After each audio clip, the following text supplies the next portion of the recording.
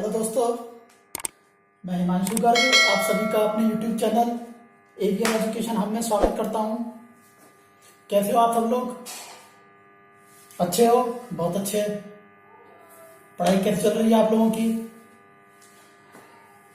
तो मैं आशा करता हूं आप सभी लोग स्वस्थ होंगे और अपनी सेहत और पढ़ाई का अच्छे से ध्यान रख रहे होंगे और खूब अच्छे से पढ़ाई करें मन लगा के। तो चलिए स्टार्ट करते हैं हम अपना आज का लेक्चर। और लेक्चर को स्टार्ट करने से पहले मैं ये सोचता हूं कि आपने जो मेरे पिछले लेक्चर हैं जिनके बारे में हम पढ़ रहे थे, सिंपल इंटरेस्ट, वो आपने देख लिए होंगे और उनमें जो भी समस्याएं आई होंगी उनका आपने किसी भी स्तर से निवारण कर लिया होगा, चाहे वो कमेंट के माध्यम से, चाहे वो अपने किसी भी बुक के माध्यम से उसका समाधान कर लिया होगा। ठीक है, तो चलिए अब आगे बढ़ते हैं अपने अगले क्वेश्चन के साथ। शायद अभी पिछले लेक्चर में हमारे लगभग 8 के आसपास क्वेश्चन हो गए थे। नंबरिंग देख लेना आप लोग, आप बस क्वेश्चन देखते जाइए वेराइटीज को। पिछले लेक्चर में हमने जो कॉन्सेप्ट देखा था वो हमने देखा था एक एलिगेशन का कॉन्सेप्ट, बहुत ही अच्छा कॉन्सेप्ट था। उसके बेसिस पे आज सवाल करेंगे और देखना उस ऑप्शन को, उस क्वेश्चन को हम कितनी जल्दी सॉल्व करेंगे। ठीक है, देखिए क्वेश्चन है नन ऑफ दीज। देखो जरा इस सवाल को पढ़ो ढंग से।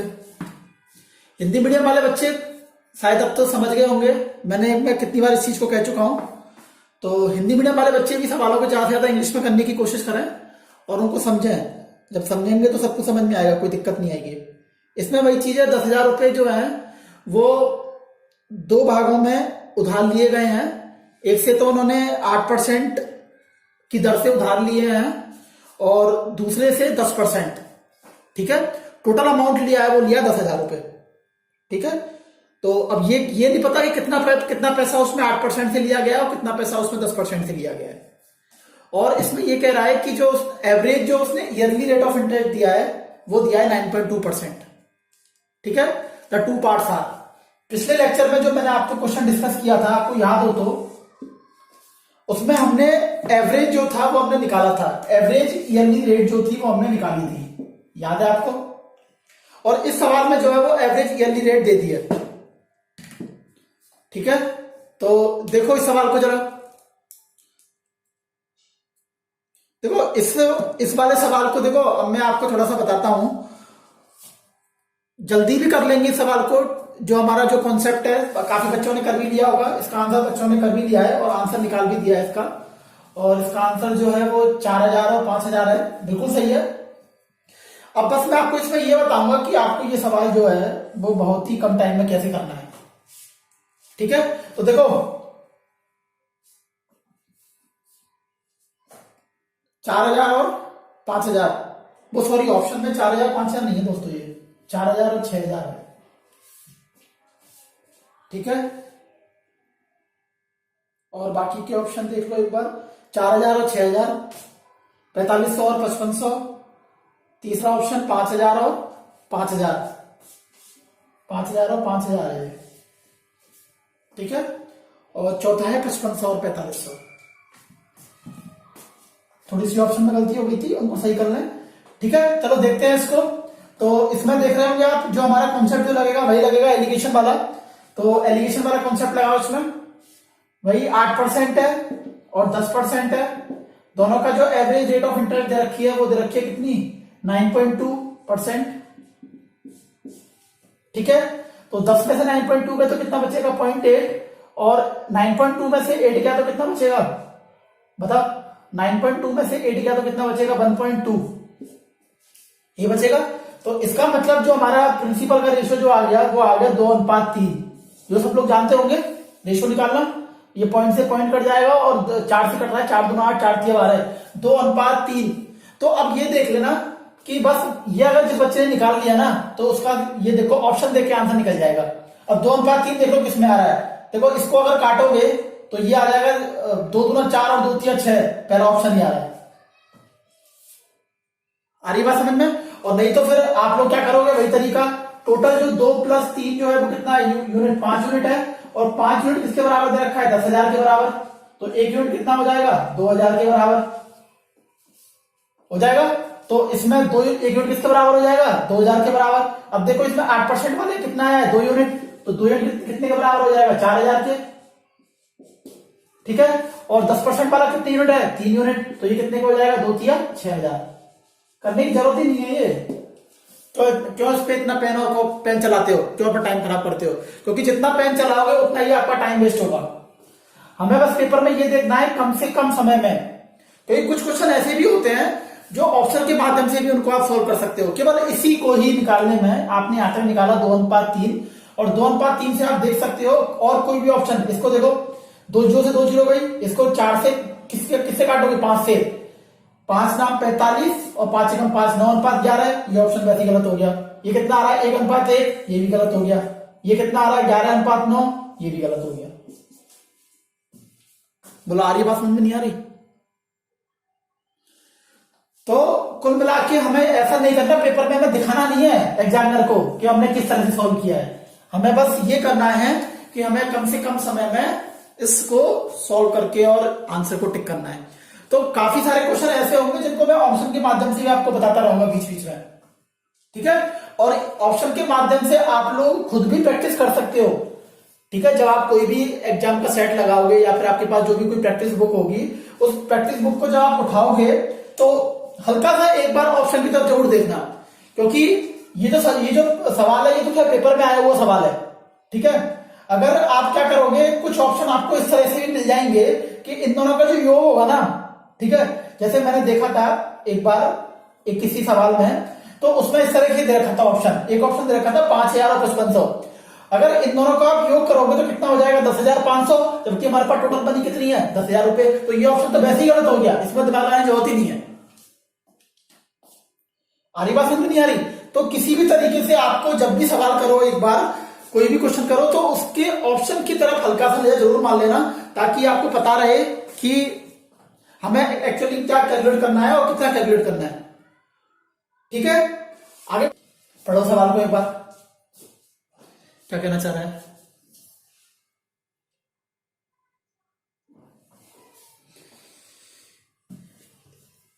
If the SI on a certain sum of money for 3 years at the rate of 12.5% is rupees 3,500 less than its principal, find the sum and SI।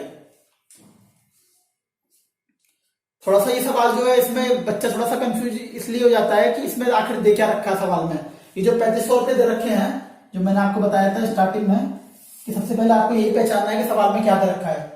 तो बच्चे अक्सर इसमें कंफ्यूज हो जाते हैं 3500 रुपए क्या दे रखा है। तो इस सवाल को जब आप पढ़ोगे तो इसमें ये जो 3500 रुपए दे रखा है ना, ये प्रिंसिपल और एसआई का डिफरेंस दे रखा है। ये देखो जरा इसमें कि if the SI on a certain some, SI है सिंपल इंटरेस्ट है, किसी भी धन पर, किसी धन पर जो साधारण ब्याज है वो 3 साल के लिए कितने रेट ऑफ इंटरेस्ट है, 12.5% की दर से कम है, कितना, 3500 रुपए कम है, किससे, उसके प्रिंसिपल से, मतलब उसके मूलधन से, ठीक है।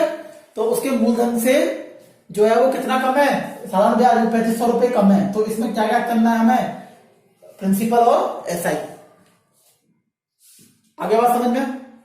तो चलिए स्टार्ट करते हैं इस सवाल को। देखो इसको इसके अप्रोच देखो, इस सवाल को किस तरह से कर रहे होंगे आप लोग।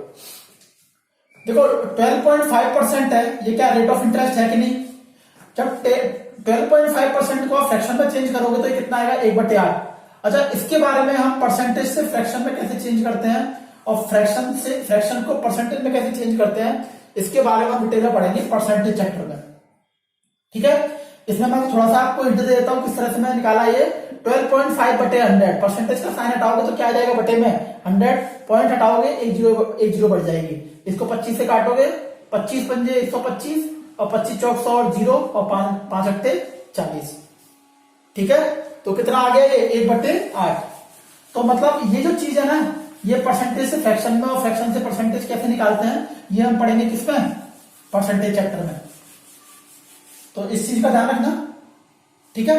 तो मैंने आपको बताया था कल कि इसका मतलब क्या होता है, 1/8 जो है, इसका मतलब ये होता है कि 8 रुपए अगर मूलधन है, 8 रुपए अगर प्रिंसिपल है, तो 12.5% की दर से वो कितना रुपए ब्याज दे रहा होगा, वो 1 रुपए ब्याज दे रहा होगा। इसका मतलब ये हो गया।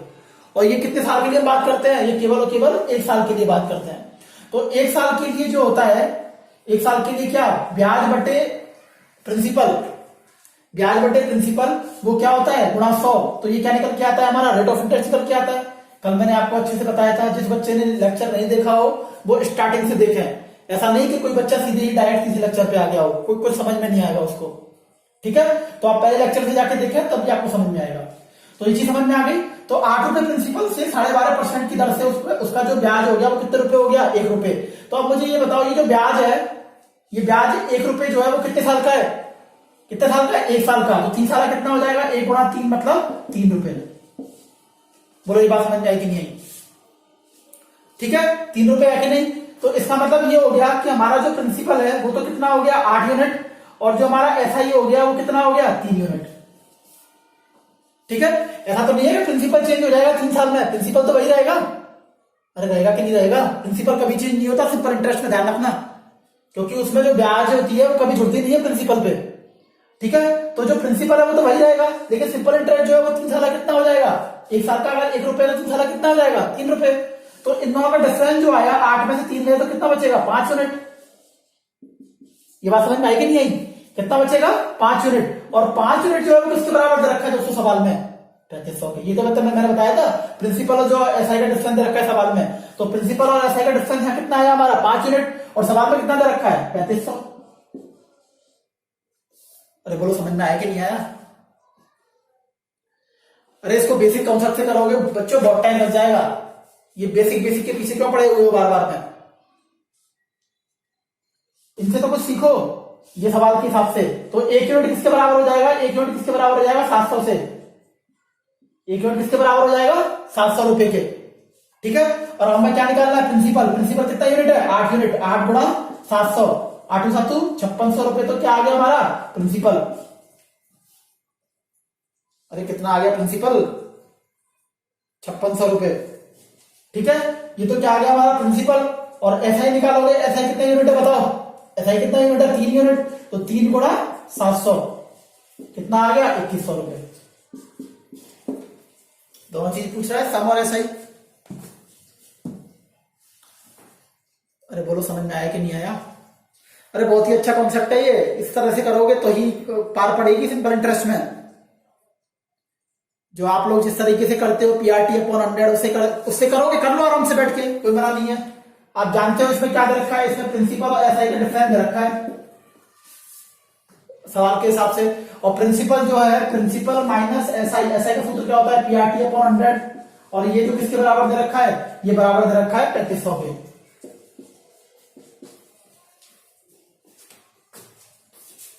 ठीक है, इसको सॉल्व करोगे, देखो आर दे ही रखा है, टी दे ही रखा है, दे रखा है टी 3 साल दे रखा है, रेट ऑफ इंटरेस्ट 12.5% दे रखी है, पी का मान निकालना है और वो किसके बराबर दे रखा है, 3500 के। बस जोड़ा करोगे, क्रॉस मल्टीप्लाई करोगे, पी का मान निकल जाएगा। ठीक है, हो जाएगा बेसिक से, कोई मना नहीं है। लेकिन मुझे बेसिक नहीं बताना आपको, अब मुझे ये बताना है कि आपको उस पेपरों में किस तरह से आप इनको जल्दी सॉल्व कर सकते हो। ठीक है, समझ में आ रहा है? अगला सवाल देखें, देख लो जरा आंसर भी। 5600 में से 2100 गए तो कितने बचेंगे, 3500 बच रहे हैं। प्रिंसिपल और एसआई का डिफरेंस दे रखा है, और इन दोनों का डिफरेंस कितना निकल के आ रहा है, 3500 रुपए। साथ के साथ टॉस चेक भी हो गया सवाल। ठीक है, कर लोगे सवाल आप ये वाला कॉन्सेप्ट पे।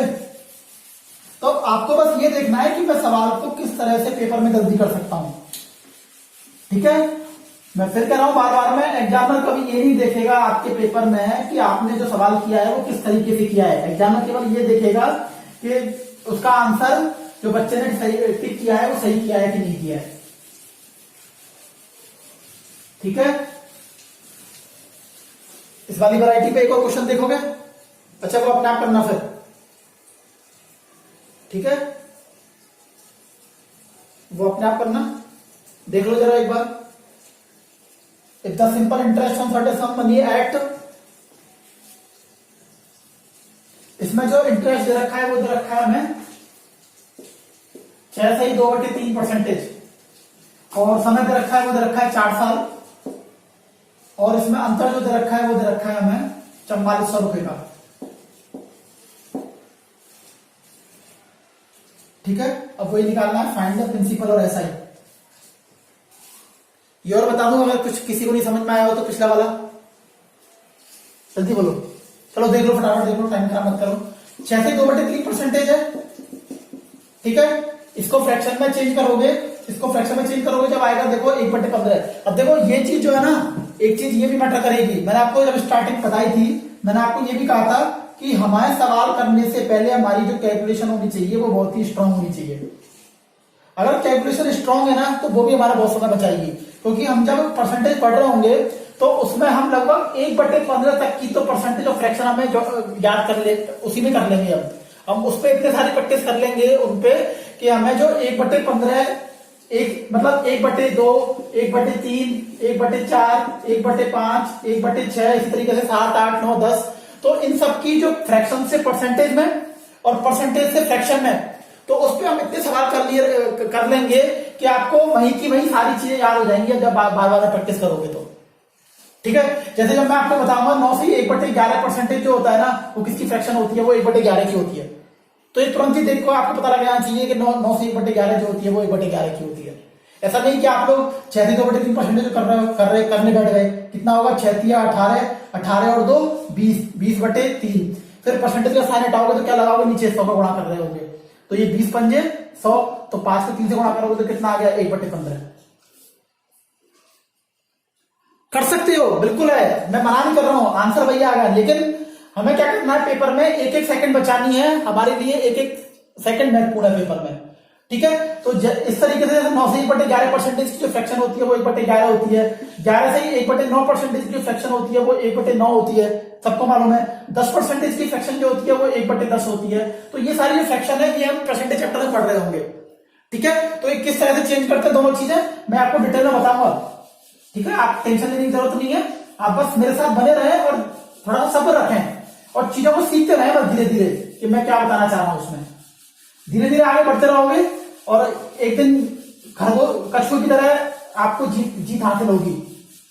ठीक है, खरगोश की तरह भागोगे तो पीछे रह जाओगे। चलो देखो, तो ये वाला क्या हो गया? 1/15 जो हो गया, ये क्या हो गया? इसको हमने चेंज कर लिया किससे? परसेंटेज से फ्रैक्शन में। तो क्या निकल के आ गया? ये हमारी 1/15 फ्रैक्शन निकल के आ गई। अब मालूम है, ये 15 रुपए मूलधन पर 6/2/3 की दर से हमें जो ब्याज मिल रहा होगा उस पर वो कितने रुपए मिल रहा होगा? 1 रुपए। ठीक है, तो अब हमें देखो इस सवाल में कितने साल के लिए दे रखा है? 4 साल के लिए। तो 4 साल के लिए कितना हो जाएगा? 1 × 4 मतलब 4 यूनिट। तो इसका मतलब ये हो गया कि हमें 4 साल के लिए जो हमें ब्याज देनी पड़ेगी उस पर वो कितने रुपए देनी पड़ेगी? 4 रुपए देनी पड़ेगी। अब एक तरफ लिख लो भाई प्रिंसिपल, एक तरफ लिख लो भाई एसआई। प्रिंसिपल हमारा कितने यूनिट है? 15 यूनिट। तो एसआई कितना यूनिट हो गया? 4 यूनिट। इन दोनों का डिफरेंस जो हो गया वो कितना यूनिट हो गया दोस्तों? 11 यूनिट। अरे समझ में आ रहा है नहीं आ रहा है? ठीक है, 11 यूनिट। और 11 यूनिट सवाल में कितने के बराबर दे रखा है? वो 4400 पे दे रखा है। तो 1 यूनिट किसके बराबर हो जाएगा? 4400/11। कितना आया? 400 रुपए। अब बोलो क्या याद करना है इसमें? कुछ भी याद करवा ले हमसे, सम याद करवा ले। तो सम कितने यूनिट है हमारा? 15 यूनिट। सम कितने यूनिट है? 15 यूनिट। 15 किसके बराबर हो जाएगा? 15 × 400 मतलब 6000 रुपए। ठीक है, ऐसा ही बोलो। अरे बोलो ऐसा ही। 4 यूनिट, तो 4 × 400 कितना हो जाएगा बच्चों? 1600। ठीक है, और 6000 और 1600 का डिफरेंस निकालोगे कितना आएगा? 4400 रुपए आ रहा है। तो मतलब आप देख रहे हो इन सवालों को कि बहुत ही अच्छा कॉन्सेप्ट है ये, मान लो ये वाला सवाल जो है। ठीक है, इस सवाल पे जब आप सवाल करके बैठ रहे होंगे ना तो आपको बहुत मजा आएगा करने में।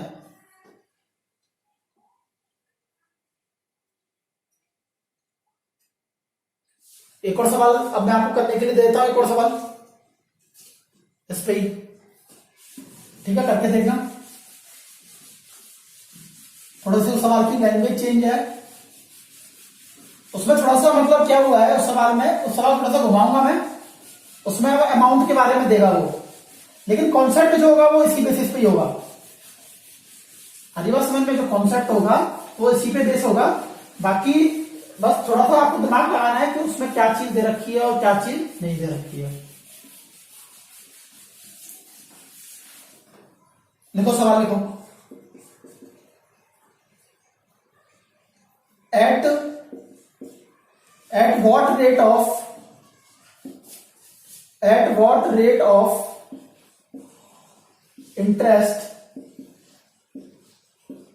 at what rate of interest per annum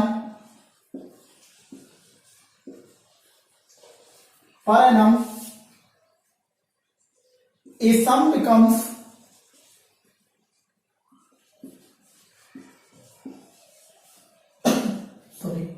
a sum becomes 7/4 of itself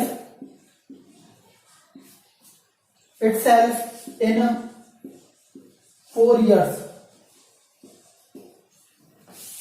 At what rate of interest, मतलब इसमें रेट ऑफ इंटरेस्ट पूछ रहा है, दर पूछ रहा है पर एनम, कि उसमें एक सम जो है वो अपना कितना हो जाता है, अब अपने आप का 7/4 गुना हो जाता है। कितने सालों में? 4 सालों में। इसमें ऑप्शन दे रखे हैं आपको सवाल में। देखो पहला ऑप्शन दे रखा है 18%, दूसरा दे रखा है 18 सही 1/4%, तीसरा दे रखा है इसमें ऑप्शन 18 सही 3/4%, ठीक है, और चौथा दे रखा है हमें 18 सही 1/2%, ठीक है। ऑडियो वीडियो सब कुछ क्लियर है ना?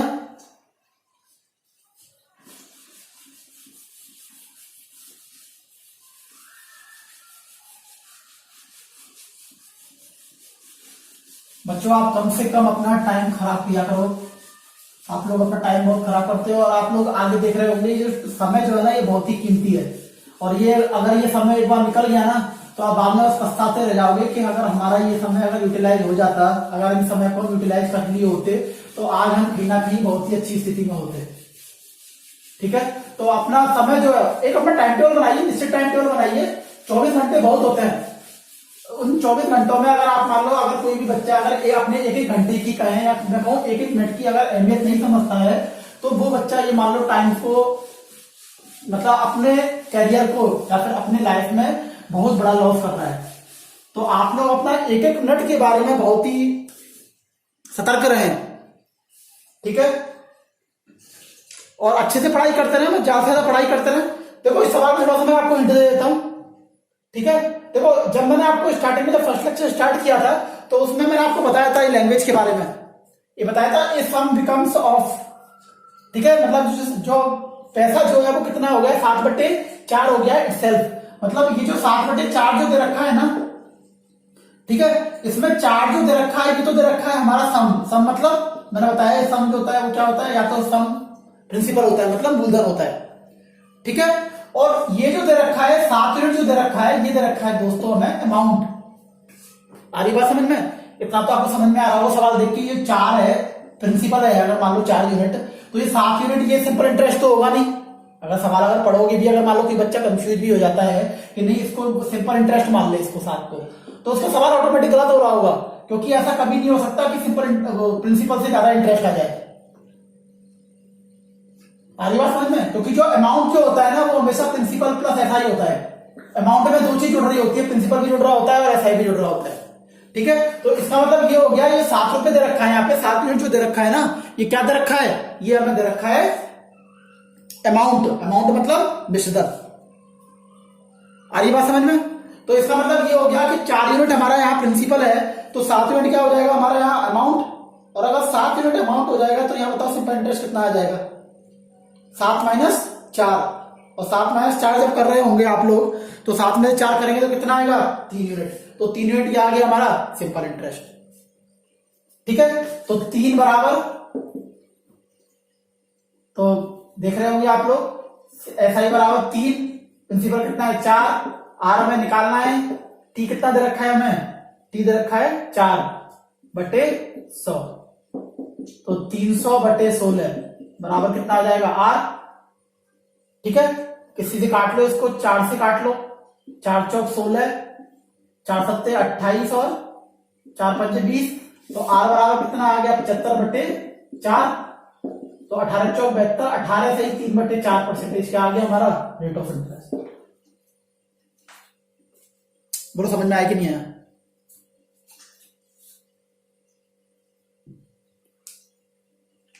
अरे आया समझ में नहीं आया बताओ? पीआरटी अपॉन 100 लगाया मैंने, एसआई जो है ये सूत्र जो किसका होता है, एसआई बराबर क्या होता है पीआरटी अपॉन 100, तो ये एसआई जो दे रखा है हमें, एसआई कितना यूनिट निकल के आ गया हमारा 3, और 3 एसआई निकल के आ गया, तो ये कितना हो जाएगा 4, प्रिंसिपल 4 है, ये आर ये रहा टी ये रहा बटे 100, बस क्रॉस मल्टीप्लाई करके और आंसर निकालना। ठीक है, समझ में आ गया? तो दोस्तों आज के लिए बस इतना ही, और आपसे बस यही आशा करता हूं कि, या फिर मेरी आपसे यही विनती है कि आप लोग ज्यादा से ज्यादा इस कंटेंट को शेयर करें, ताकि और लोग भी इसमें इसको देख के बेनिफिट ले सकें और अपने घरों में सुरक्षित रहें और ज्यादा से ज्यादा पढ़ाई करें। चलिए फिर आगे मिलते हैं नेक्स्ट लेक्चर में। आज के लिए इतना ही बस, धन्यवाद।